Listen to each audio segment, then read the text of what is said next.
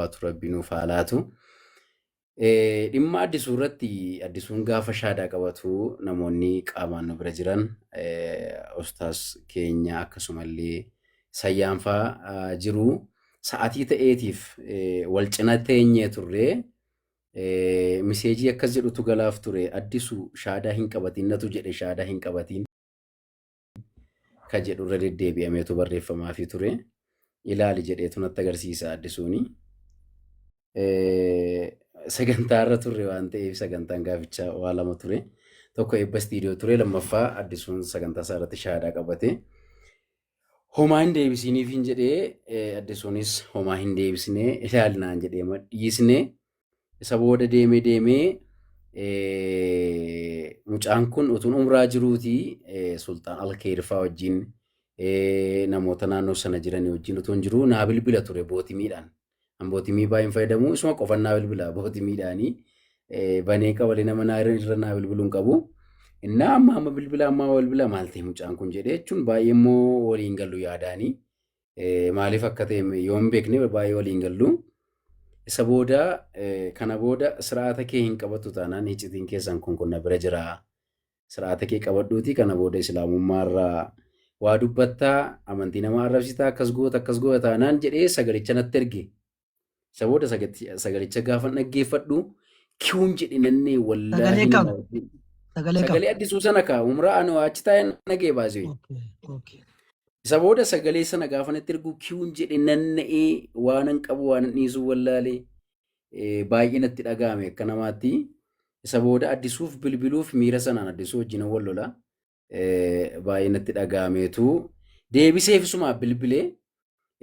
Baay'ee gaariidha. Addisuun immoo akkuma itti beekamu addisuun waa'ee komaaltu sagalche moo addisuutu islaamummaa kenne moo maalitti beekadhe addisuun arrabse isuma dhugumaan addisuu arrabse gaafa hinaa bilbilu lakkaa inni anallee sagalee koo waraabuudhaaf sagalee sana dur sanatti ergeetu bilbila ture hangaruu dhuguma kun addisuutti gatiin aareef addisuutti arrabse addisuun yeroo sana asiillee gatii hojii tokko na gargaaruu fi nan bilbilaafan ture isa booda bilbiluuf hin dhaabe.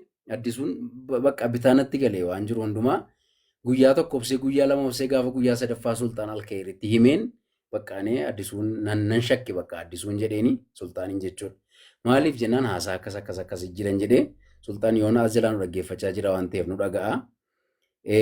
Isa booda lakkii meetti hubadhu naan jedhee achi gaafa sagalicha dhaggeeffadhu sagaleen amoo keessaa ciccitee sagaleen amoo kan kolfa tokkoo fi waan ta'e wayii dhaga'ama malee sagaleen sun cicciteera. Sagalee addisuu qofaadha kan dhaga'amu. Sagaleen amoo maaliif ciccitee waan jedhu baay'ee na yaachise. Isa booda addisuufan bilbile. Addisuu sagaleen bilbilaan nama wajjin naasiin jedhe immoo baay'een gorsaa ture. Addisuu sagaleen akkasii yoo dhaga'ame sagalee akkasii haasofteetta jennaan iyyaa seeraa naan jedhe. Maaliif akkasitti haasofteen jedheen namootatu na bira jira. Namoonni na bira jira kun guyyaa guutuu waan naa bilbilaa turee fi kaasiitii akkas jedhame jedhanii qoruudhaaf jennee akka kafaru faanatti mee maal jedhee beekaa goone baakki yaadda innaan jedhe qalal godhe nattaasee baay'ee beekaa goonus gochuu baannus namni miidiyaa kun homaan hubatu waan ta'eef wanti kun gaafa gara miidiyaatti dhufu anaafis siifis balaadha. Ani hin beeku ati dhimma keedha deebii kee qopheeffadhu anaaf garuu yaada guddaa natti ta'eera jedhee dhugaa dubbachuudhaafi. Haasaan addisuu daangaa darbe baay'ee akkasittiin haasa'amu ture jechuun haasaan nama fattana nama qormaatan daangaa qaba.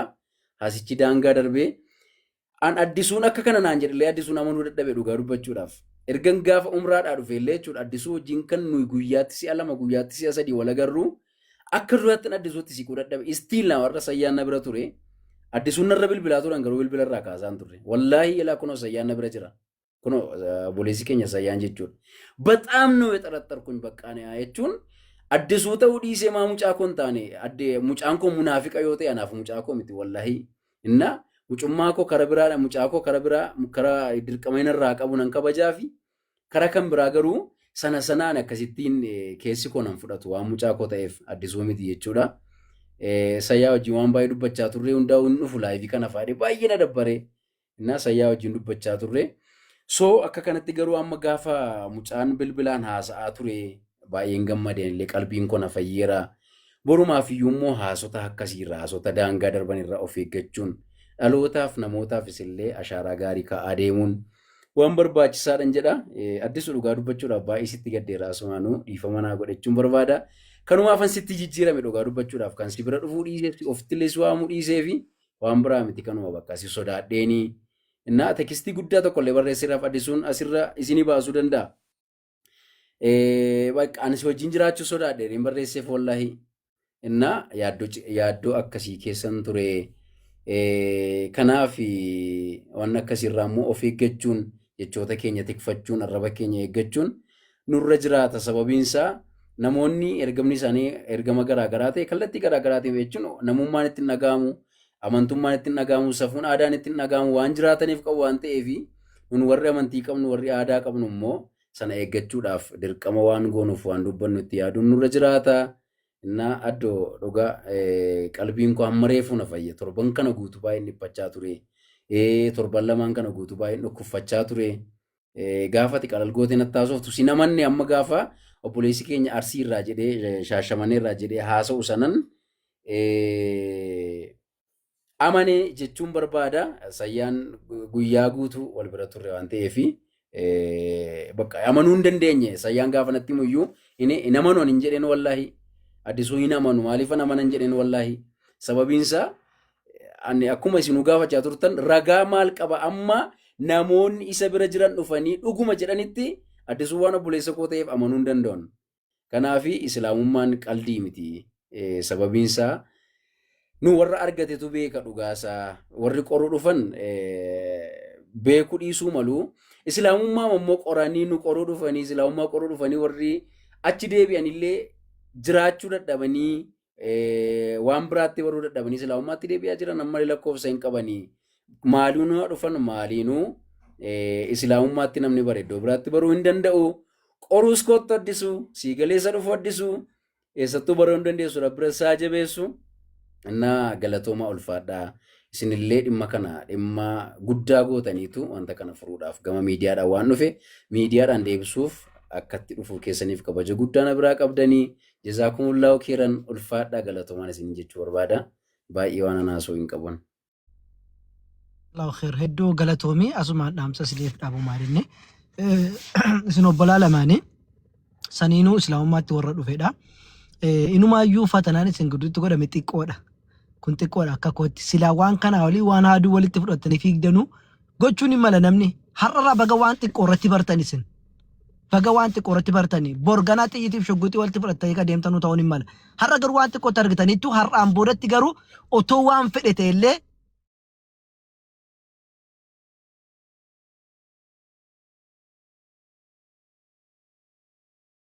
oduu namaa sin dhagayina waan fedhe isaa ta'u nurrayyuu sintu walitti dhaana nurrayyuu sintu wal bira jira waan ta'eef adaraa waan isiniin jedhu waan fedhe waan kanaa olii addisuun godhaa jedhe waan kanaa olii abdiin godhaa jedhani akka walitti hin dallanne gama kallattiin deemaati wal haasofsiisa walitti siqaasiniin jechuu barbaada. Eri tokko galatoomi yaadannoo kennitee fi abdii ustaaz Nuur Zamaan asirra jiranii jaraaf carraa kenninaa yeroo meeqarra deebinee dubbannetu jira ta'aniiti. Ustaaz Nuur Zamaan nama keessummaa guddaa sheekha guddaa nu gidduu jiranii yoo ka jirtan taatan